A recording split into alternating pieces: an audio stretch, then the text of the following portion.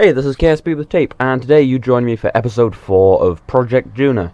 And today I'm going to Ike, which is the first time I've ever been to Ike, because I've just never got around to it, really. I've been, for quite a lot of my videos in the past before Project Duna, I've just been sitting around Kerbal, and I've never kind of done it by myself. But anyway, right now I'm just bringing my little lander out, and what I'm going to do is dock it to this ship, which is the ship I'm going to bring people back from the surface of Duna with. I don't know why I didn't use it as the main lander. I just wanted to put more stuff on the ship, really. But yeah. So I'm not entirely sure that other ship has the Delta V to get all the way out to Ike, land, fly up, and get back. Well, actually, now I'm pretty sure it does, because I've obviously already filmed this. Because this is but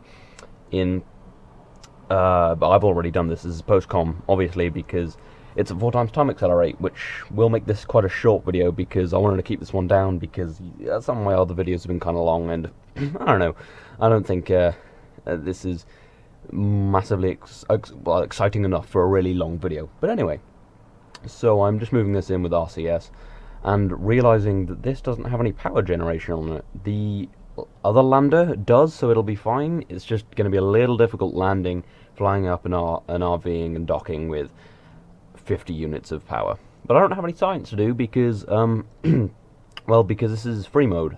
And, yeah, 2.2 is out, as some of you may know. Well, you know, I imagine quite a few people know, because it was quite a big thing. But it wasn't a massive announcement, and it was really soon, because I listened to an interview and they said, oh yeah, it might be out before the end of October.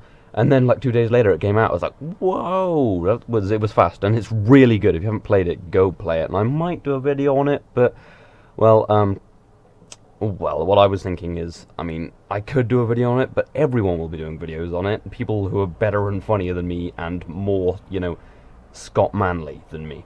Anyway, I'm just getting my encounter with... No, I don't think Scott Manley's done one, actually. I think the Harv's done one, Goldfish has done one. I don't know. Quite a few people. Pixel Stash has done one. He's kind of cool.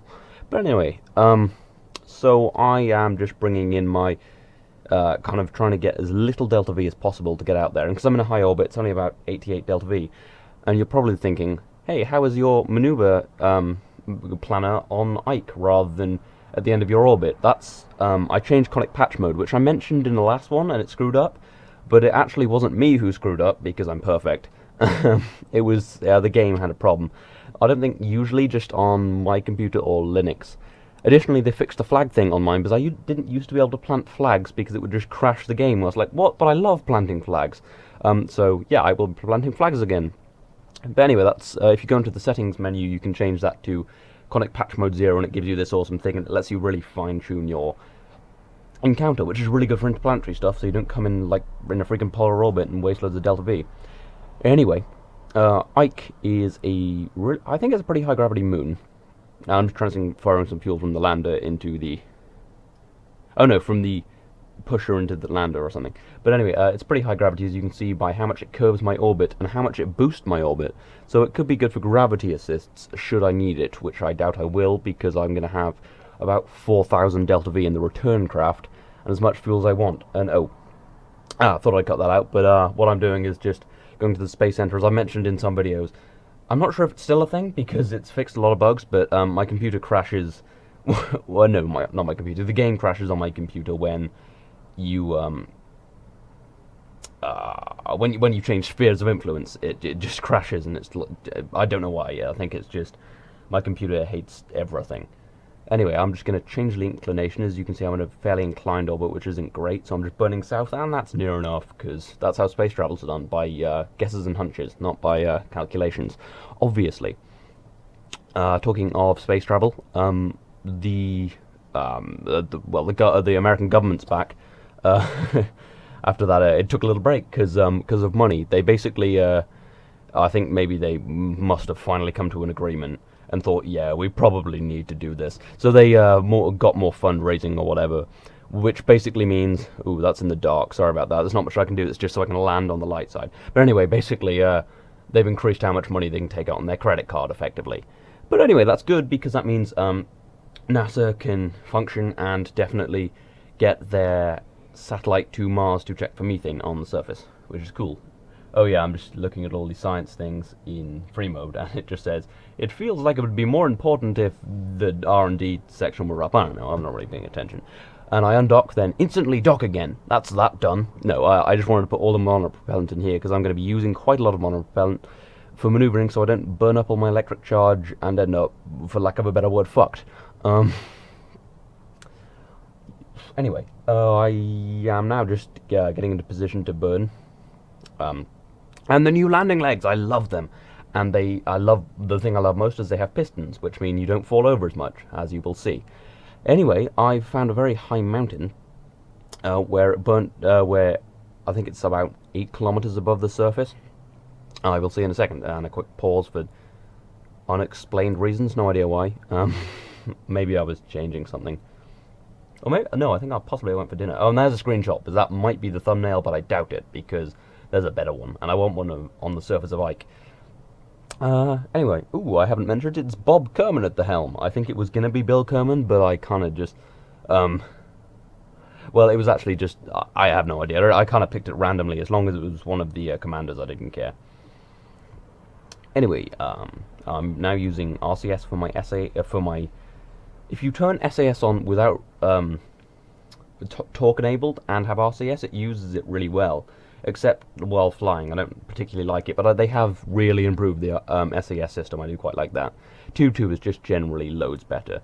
And I really like career mode. I was playing it a bit, not very impressively. I think I watched Hot Gaming's one, and his first attempt with the first few little parts you get, which is like nothing, and there are no decouplers.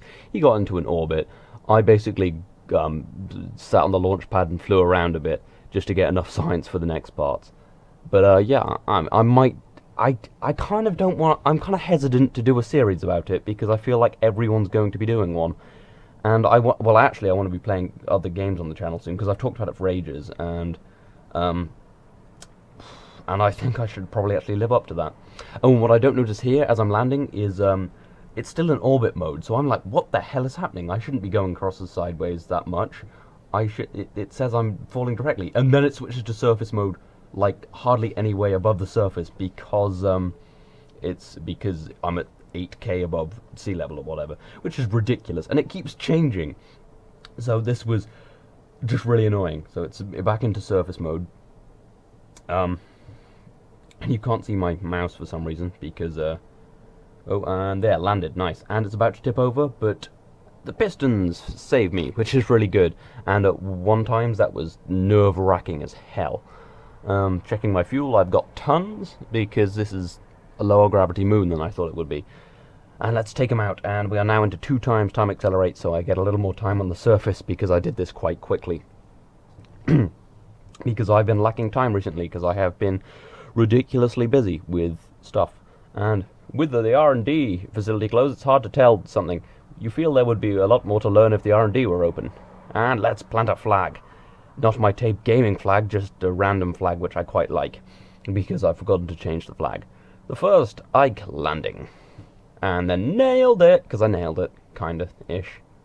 And then I'm about to get in the craft, and I'm like, wait, I haven't even looked around the surface of Ike. So I look around the surface a bit. That's great, Ike's cool. I do like Ike, but it's a bit kind of barren, it's a lot like the moon. And then I think, ooh, a rock, let's go and see that rock. Because I actually turned terrain scatter back on, because in, when I landed on Duna, I was driving around thinking, you know what, this would look a lot less boring if terrain scatter were on. I don't know, that didn't sound like words. But anyway, I'm going to walk over to it, and yeah, well, I'm going to walk into it, because rocks still aren't solid. And oh, I disappeared, and jump out. And then I'm going to try and use the RCS system to make it look like I'm standing on it, which I fail at. And then I pause again for some reason. I had to throw this together quite quickly, because as I say, I've been busy. But well, I try not to take any quality away from it, but it just, you know, actually making videos is a fairly time-consuming, no matter what you do. And this is quite a short video, because, well, I didn't want to drag it out, and as I say, I don't have much time, as I kept mentioning, because, well, because A-levels are surprisingly, surprisingly time-consuming. And anyway, yeah, so I'm just going to get right back in the craft and head off, because I've had fun on Ike, and there's not a huge amount to do, and I didn't bring a rover, and my screen's just switched off. That's good. So, I mean, I don't know what's happening right now. Oh, I'm in the thing, yeah. And apparently it stored the thing. And I'm just going to wait to spend a day, spend a little time on the surface, wait for that to come around. So I've spent a little time on the surface. But as I say, I kind of want to, well, as I say, I haven't said yet. Anyway, we're back into 4x time accelerator, and we're taking off, and put the landing gears back up, and just try and gain a little bit of altitude before just lateraling it. And that's pretty close, but I want to burn more kind of that way. And this is difficult because I keep kind of turning torque off and trying to use RCS, and I don't know, I went way over the top with that. But anyway, we're pretty close, but my inclination's way off, which I realise now as I slow myself down, it screws everything up, and I lose my encounter, and I'm like, wait a minute, and then now I'm using RCS to push myself back, and then now I'm changing my inclination. And that's good. See, that's pretty close. And I'm on a suborbital trajectory, so if I fuck this up, I'm dead. Although I have loads of fuel, it's fine. And now I'm getting in pretty close. That's 1.3 kilometers away. Time to slow down fully, and now time to point at it and just burn at it. Again, how space travel is done, just by hunches and guesses and burning at things. Whew, anyway, I feel as if I was going to say something, and then I completely interrupted myself, and now I've completely forgotten what I was going to say. So if you wanted to know what I was going to say, just invent a sentence for it. It probably would be about as informative. Anyway, now we're coming in close, and that's about 100 meters-ish. Again, how space travel is done. Basically, hunches and guesses. I think I've said that quite a lot of times. Anyway, we're pretty close. I didn't even need to bring this out, but it's nice to know it has a whole bunch of delta V, and the Ike's really easy to get to from a high orbit. What I am worried about, however, is getting back from Duna into a high orbit, because, I mean, yeah, it's easy to get off Duna. It's low gravity and thin atmosphere, and that's quite... And I've done it before with more weight, less efficient engines, and less fuel, and, like, without having parachute landed. So it should be fine. Ish. As long as I land fairly accurately. And that is docked. Now I'm going to transfer the fuel back from these into there, so that I can ditch those and just save fuel and stuff. Anyway, I hope you've enjoyed this episode. If you liked the video, please like the video. Next time I will be bringing people back from the surface and doing a little more driving around. Now I'm just checking some stuff to see when I can get back to the ship. But anyway, I will be driving around a bit on Duna on next episode and coming back. If you like the video, please like the video. If you want to see more of this and a whole bunch of other games that will actually be coming this time, this isn't a hollow lie, please subscribe. This has been KSP with Tape. I will see you next time.